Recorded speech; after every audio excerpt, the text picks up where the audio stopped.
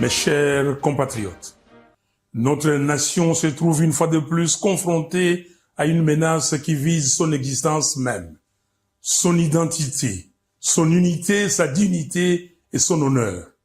C'est pourquoi je prends la parole aujourd'hui pour rappeler avec la plus grande fermeté une vérité inaltérable.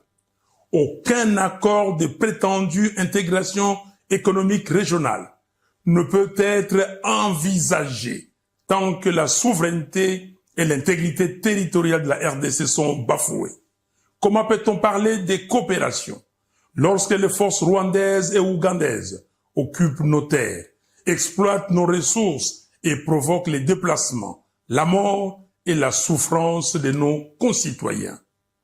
J'affirme haut et fort que l'accord cadre signé le samedi 15 novembre 2025 à Doha ne saurait constituer la base d'un accord de paix durable.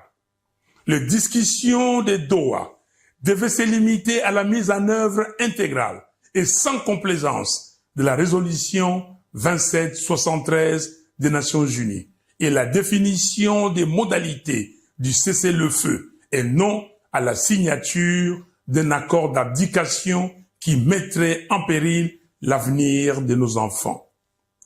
Notre nation n'est pas à vendre. Notre souveraineté n'est pas négociable.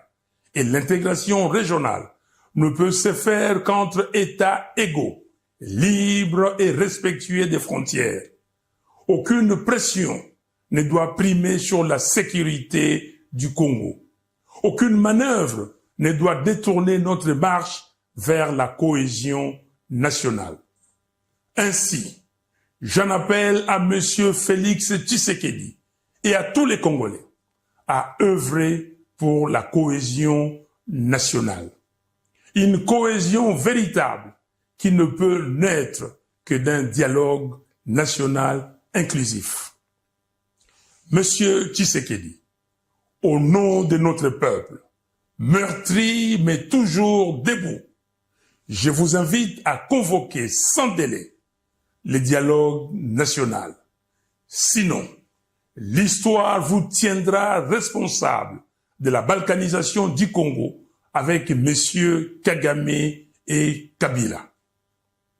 Aucun accord extérieur ne saurait précéder la réconciliation des enfants du Congo rassemblés pour proclamer d'une seule voix la cohésion nationale. Peuple congolais, c'est maintenant que se joue notre avenir. C'est maintenant que chacun doit s'élever pour défendre ce qui reste la valeur sacrée de notre histoire, l'intégrité territoriale du Congo.